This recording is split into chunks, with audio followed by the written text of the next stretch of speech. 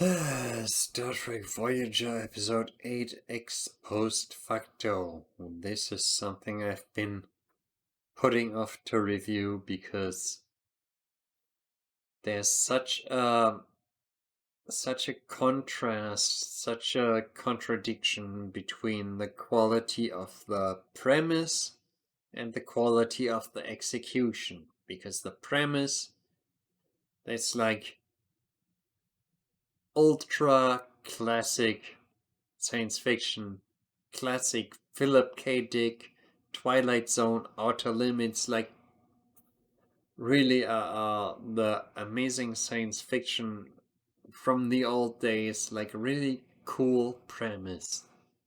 And the execution is Tom Paris is a man whore for a really hot guest actress, and the dog reveals that he's not the murderer, but the hot guest actress's boyfriend.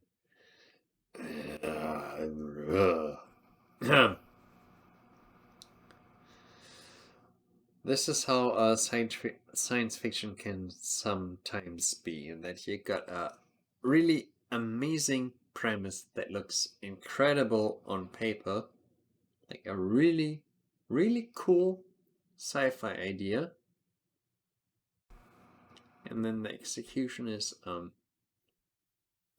shit,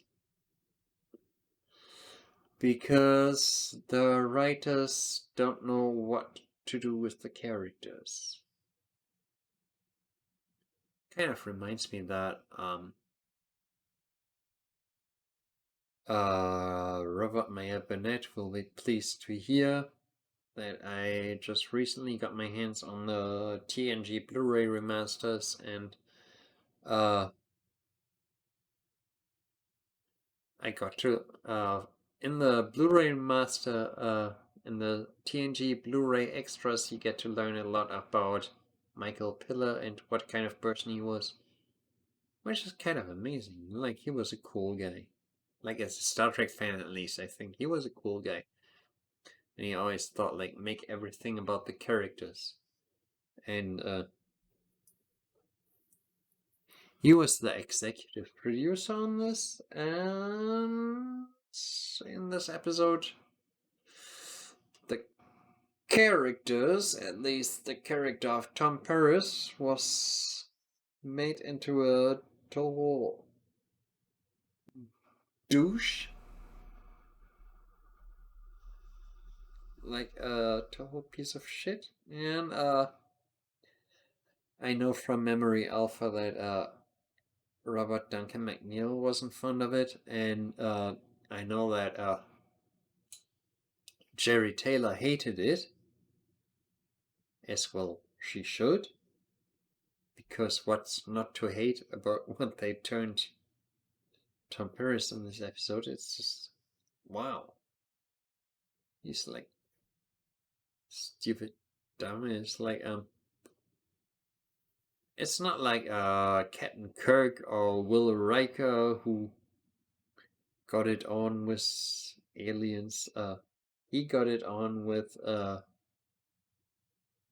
married alien, and against, while like playing nice to her husband while doing the dirty with the wife behind his back. That goes way beyond the explorations of Captain Kirk or Will Riker. It's just, well, that's, what a shit guy. Wow, he's the hero in a Star Trek show, and he does that in the beginning of the first season. Wow. One of our heroes acting like a complete piece of shit. That's not a good start for a Star Trek show. So obviously Jerry Taylor said, wow, this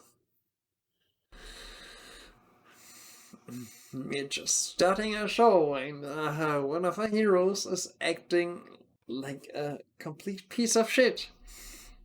It's not a good start. And I'm 100% with Jerry Taylor on that one. Wow. What an asshole, Tom Paris. And this is. The premise, the really Philip K. Dick Twilight Zone premise is that they say that Tom Paris murdered the husband of the wife he had an affair with. Didn't I just say in my previous video that I watch a lot of Frasier and I still end a lot of sentences in prepositions? Yeah. That will never end. But technically, there's not actually an English grammar rule against it. It's just considered a bad style. It's not grammatically wrong to end sentences in prepositions. It's just considered bad style. Anyway, so he's accused of murdering the guy whose wife he had an affair with because he's introduced as a complete shit asshole in a Star Trek show where, according to Gene Roddenberry, people are not supposed to be shit assholes, which is like the whole idea of Gene Roddenberry. People who are supposed to be evolved and not shit assholes. But Tom Paris was supposed to be a shit asshole who slept with the wife of a guy he was totally polite with, and then he supposedly murdered the guy. He was accused of that, and as punishment, he had to relive the moment of the murder in his mind like every something hours. Like, usually I have a good memory of details, but there was a specific amount of hours. I don't remember that. There was a specific number, like I think it was more than twice a day, like every 8 hours or every 9 hours. I don't remember. I think it was more than twice a day. He had to see through his own eyes how he murdered the guy, which is, really Philip K. Dick, really Twilight Zone, really Outer Limits, like really classic sci-fi. Which, as I said, makes it such a contradiction to review this episode because the premise, that's a really, really cool, amazing sci-fi idea. The execution is just really fucking horrible because they took a Star Trek character in the Star Trek universe, which Gene Roddenberry, the creator of Star Trek, defined as not having humans be despicable assholes, and took one of the main characters and made him a despicable asshole. Which, in the end, of course, Tom Paris is cleared of the murder, but he's still a despicable asshole, screwing the wife of a guy he was working with and being totally polite with. Like, he was still a despicable asshole, which goes completely against Star Trek. Like, yeah, this makes it a complete contradiction in Star Trek terms. Like, if this was like in Babylon 5 or Firefly or Battlestar Galactica or any sci-fi show where people in the future or people in a sci-fi environment were like people today, that would work. Like in Babylon 5, Firefly, Battlestar Galactica, whatever, you can have guys who screw other guys' wives. But in Star Trek, according to Gene Roddenberry, where people are supposed to be more evolved, it doesn't work in the Star Trek universe.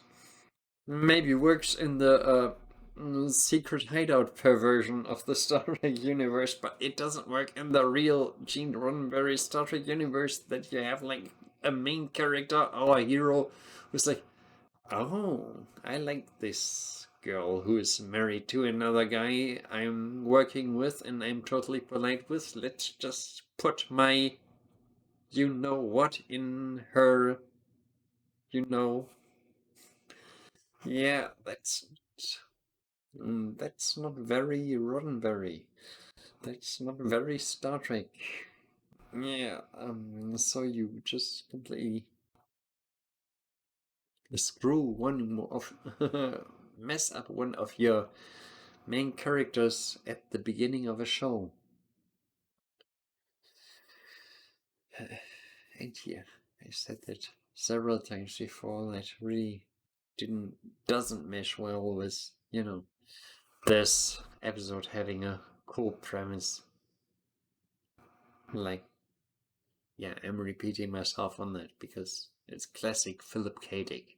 It's classic, you know, Blade Runner in Total Recall, messing with your mind, using technology to alter the brain. And it's classic Philip K. Dick, and that's classic science fiction. I gotta do a video one day about the cool things about Philip K. Dick, because he's so many great ideas go back to him. He's not the only one, like, Asimov and all those, like Philip K. Dick isn't the only one who came up with all the great sci-fi ideas, but so many great sci-fi ideas that were also used in Star Trek go back to Philip K. Dick. That's just one of the greatest. Anyway, so trying to reconcile the cool premise with how shit this is for a Star Trek show. What wins in the end in that comparison is the latter, how shit this is for a Star Trek show, because, again, I said it several times, but taking one of your main characters and making him, the complete fucking opposite of what Star Trek is supposed to be. In the beginning of your new show. And I also said it before, Jerry Taylor hated it. Rightfully so. And for some reason, Michael Piller, who was at that time still alive, somehow slept through how stupid that was. Rick Berman somehow slept through how stupid that was. Brennan Braga probably didn't give a fuck. Hans Beimler should have known better.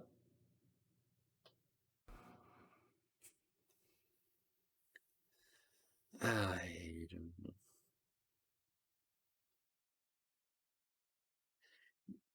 Yeah, this episode sucks because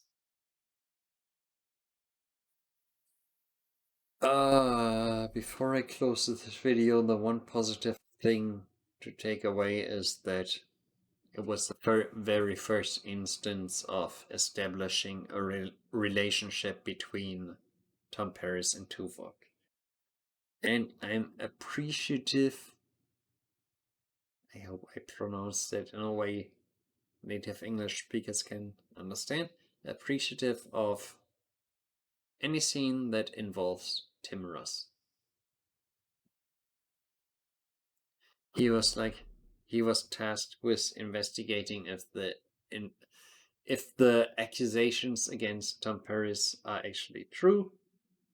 No, Tim Ross wasn't tasked with it, but his character Tuvok was tasked with it. And one of the big pluses of Star Trek Voyager is Tim Russ playing Tuvok, because he's just so fucking awesome. Like, you remember in season 1 of Star Trek Picard when Michael Chabon, I don't know how to pronounce it, was saying, "Oh, back in the old days, people complained about Tim Russ being black because they're racist. In reality, fans were just thinking Vulcans are aliens. How does a different skin color work on Vulcan? What's the cause of that on Vulcan? Because Star Trek nerds are like, they're thinking scientifically, what influence in the environment on the planet Vulcan causes different skin color on the planet Vulcan.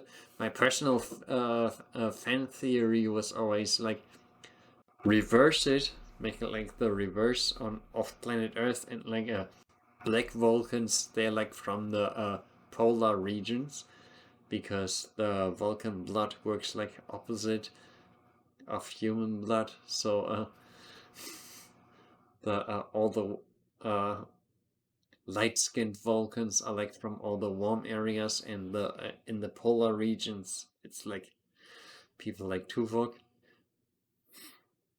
That would have been fun, but Michael Chabon said, yeah, Star Trek fans are racist because they wondered about why someone on the planet Vulcan would not have green skin,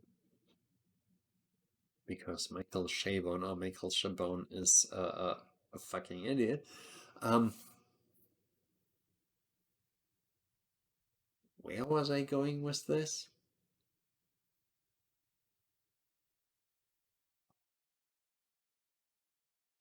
Yeah, where I was going, that whatever questions were there about Tuvok in the beginning, the acting performance of Tim Russ made everybody forget about it, because he's just fucking amazing. Tim Russ as Tuvok, he's the fucking highlight of the show. Aside from, Robert Picardo and the sometimes underrated Kate Mulgrew, because the writers were kind of stupid with her character, and she kind of changed her personality from episode to episode. But Kate Mulgrew is a goddamn amazing actress. Like, professional as fuck, talented as fuck, and screen presence, charisma, acting ability. Kate Mulgrew is an acting goddess. But Tim Ross, exactly the same. No, not exactly the same. I wouldn't call him a goddess. But again, screen presence, charisma, acting ability. Tim Ross, fucking perfect. So that was the highlight of the show, the role that that Tuvok played. That was the cool part. It doesn't quite even out the suck part, that you had a great premise, and unfortunately, to have that great premise, you turned one of your main characters into a total anti-Star Trek shit asshole. That ruins everything. And, that's a deal breaker. That's why this episode is shit. It's a shit episode, because you turned one of your main characters into anti-Star Trek shit. Tom Paris should not act that way. Maybe Robert Duncan McNeil's Nicholas Lucano from the First Duty would act that way. But your main character in Voyager should not act that way, which makes this episode shit. So yeah, it's a shit episode.